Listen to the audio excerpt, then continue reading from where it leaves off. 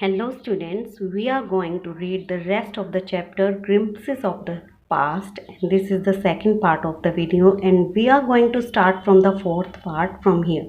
Ram Mohan Roy and his time period is 1772 to 1833 means 1772 में उनका birth हुआ था and 1833 में उनकी death हुई थी. And what was his views? It is told here. Ram Mohan Roy a learned man from Bengal. Ram Mohan Roy एक इंटेलिजेंट पर्सन थे बंगाल से और वो समझ जाते हैं कि कंट्री में क्या गलत हो रहा है. Let us not despise our selves, our ancient culture is great. वो कहते हैं लोगों से कि हमें अपने आप को तुच्छ नहीं समझना चाहिए. हमारा जो एंशिएंट कल्चर है, हमारी जो संस्कृति है वो बहुत महान है. And we are capable of greater achievements, और हम भी ग्रेट अचीवमेंट्स के कैपेबल हैं. We must first reform our society. Superstitions have been ruining us.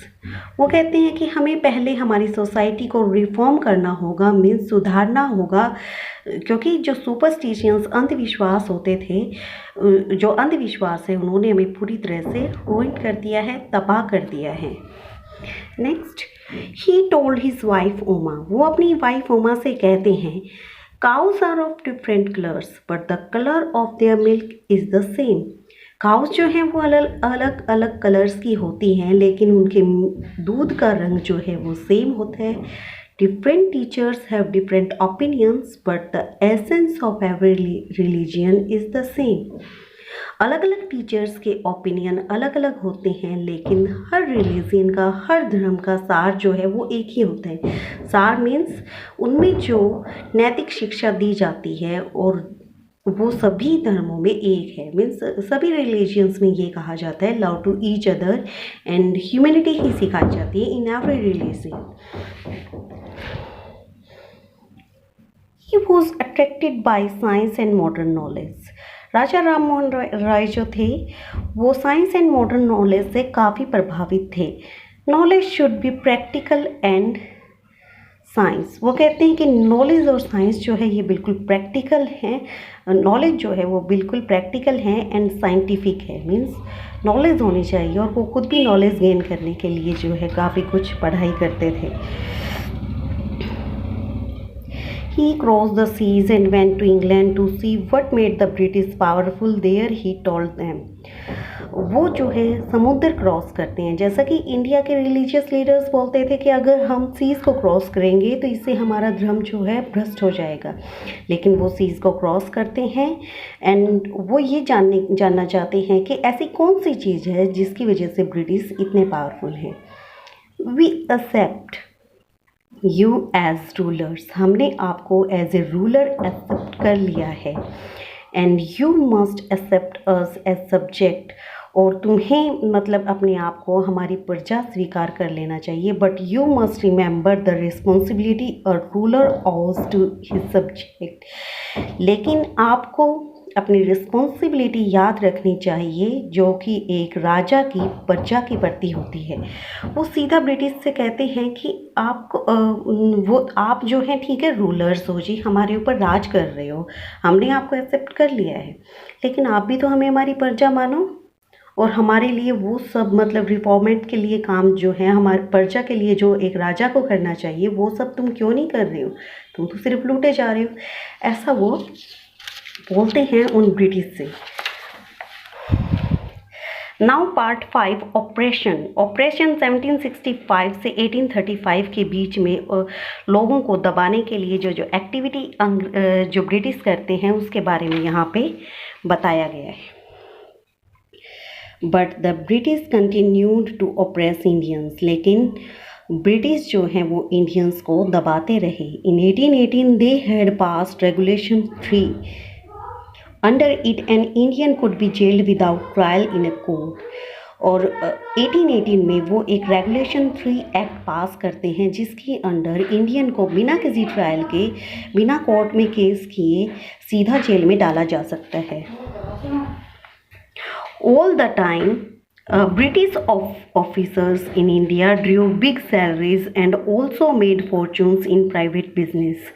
और पूरा टाइम जो है ब्रिटिश ऑफिसर्स जो इंडिया में होते हैं उन्हें बहुत ज़्यादा सैलरीज मिलती हैं और वो काफ़ी मतलब बिग फॉर्च्यून्स मीन्स काफ़ी पैसा कमाते हैं इंडिया में रहते हुए अपने प्राइवेट बिजनेस में। By 1829, British was exporting British goods worth 7 crore rupees to India. 1829 को ब्रिटिश जो हैं वो ब्रिटिश सामान को एक्सपोर्ट करते हैं 7 करोड़ जो होता है इंडियन रुपीज़ का वो। The British proposed on the company's loot while Indian industries began to die. British जो है वो कंपनी की लूट एक तरह से दूसरे लुटेरों से तो छुटकारा दिलवा देते हैं वो इंडिया को, लेकिन खुद ही इंडिया को लूटना शुरू कर देते हैं एंड इंडियन इंडस्ट्रीज़ जो है वो पूरी तरह से सरवाइव नहीं कर पाती है और वो पूरी तरह से तबाह होने लगती है। Governor general Bentinck reported back home. Governor general Bentinck जो है वो वापस जब अपने घर जाते हैं, अपने कंट्री में जाते हैं, तो वो क्या कहते हैं? The bones of cotton weavers are bleaching the plains of India. Cotton weavers means जो बुनकर हैं, कॉटन का काम करते हैं, जैसे कॉटन के कपड़े बनाते थे, उनके पास मतलब खुद के खड्डी भंडार होते थे जहाँ पे वो खुद ही कपड़े तैयार करते थे। तो the bones of cotton weavers जो बुनकर हैं इंडिया के, उनकी जो हड्डियां हैं इंडिया के मैदानों को सफ़ेद कर रही हैं। मीन्स जो बुनकर होते हैं वो पूरी तरह से बेरोजगार हो जाते हैं। इंडियन लोग ब्रिटिश से लाया हुआ कपड़ा ख़रीदना शुरू कर देते हैं और इस तरह से वो पूरी तरह से they have no work to do and they began to die because of starvation. Hunger की वजह से वो मरना शुरू हो जाते हैं। नेक्स्ट है इन 6 पार्ट डिससेटिस्फैक्शन 1835 to 56। ऑपरेशन जब बहुत ज़्यादा बढ़ जाता है, मतलब कोई आपको बहुत ज़्यादा दबाता है तो आप डिससेटिस्फाई होंगे और उसके बाद आप जो है कुछ न कुछ कोई स्टेप उठाने की कोशिश करेंगे, जैसे कि रिवॉल्यूशन। तो इंडियन लोग जो हैं इसी लिए 1857 में रिवॉल्ट हुआ था ब्रिटिश के against. Education in India was in Persian and Sanskrit in 1835. A Englishman named Macaulay suggested a change. India में जो एजुकेशन थी वो पर्सियन और संस्कृत में थी 1835 में, लेकिन एक इंग्लिश मैन होते हैं लॉर्ड मैकॉले, वो एक चेंज सजेस्ट करते हैं। We should teach the natives through English language. हमें इन नेटिव्स को, यहाँ के रहने वाले इनहैबिटेंट्स को इंग्लिश लैंग्वेज सिखानी चाहिए। आई एग्री एंड अदर जो इंग्लिश ऑफिसर्स होते हैं वो उनसे एग्री होते हैं। उनका पर्पस क्या था? दे नीड क्लर्क्स, उन्हें बहुत सारे क्लर्क्स की ज़रूरत थी। They did not want to make Indians officers. English education produced clerks to whom the British gave petty jobs under them। English education जो है वो इंडिया में उनके लिए क्लर्क पैदा करेगी जिनको वो अपने अंडर छोटी छोटी पैटी होती है, बिल्कुल तुच्छ छोटी जॉब जो होती है वो अपने अंदर रखेंगे। Incidentally it also produced a new generation of intellectuals.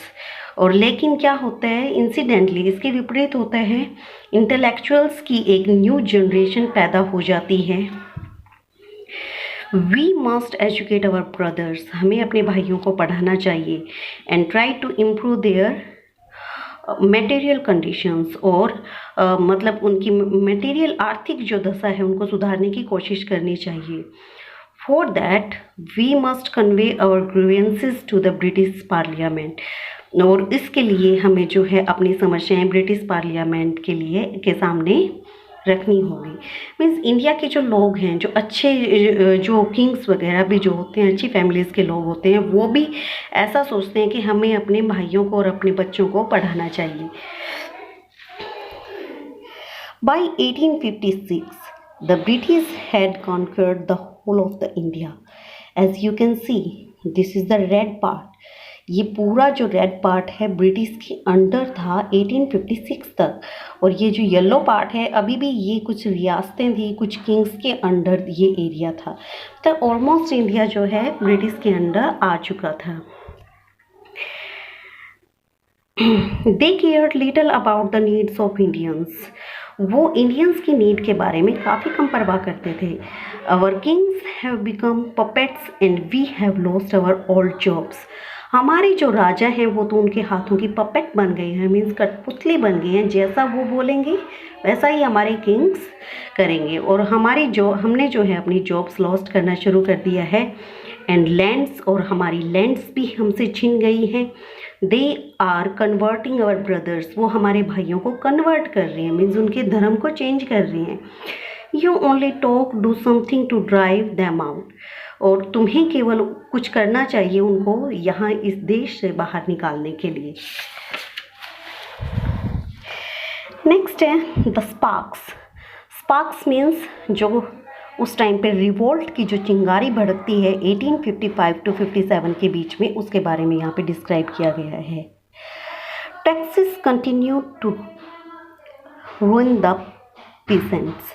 Taxes जो है वो पूरी तरह से किसानों को तबाह करते रहते हैं। In Bengal the Santhals who had lost their lands under new land rules became desperate in 1855. They rose in rebellion and massacred European and their supporters alike. मास्कर्ड होता है एक मतलब भीषण नरसंहार करना, मतलब ग्रुप में बहुत सारे लोगों को मार देना।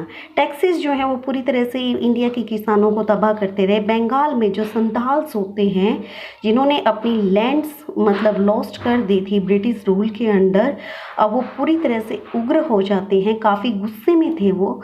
और 1855 में वहाँ पे एक रिबेलियन हुआ, एक विद्रोह हुआ, और उसमें काफ़ी मतलब जो है जनसंहार हुआ European and their supporters alike, क्योंकि यूरोपियंस और जो उनके सपोर्टर्स थे उनका।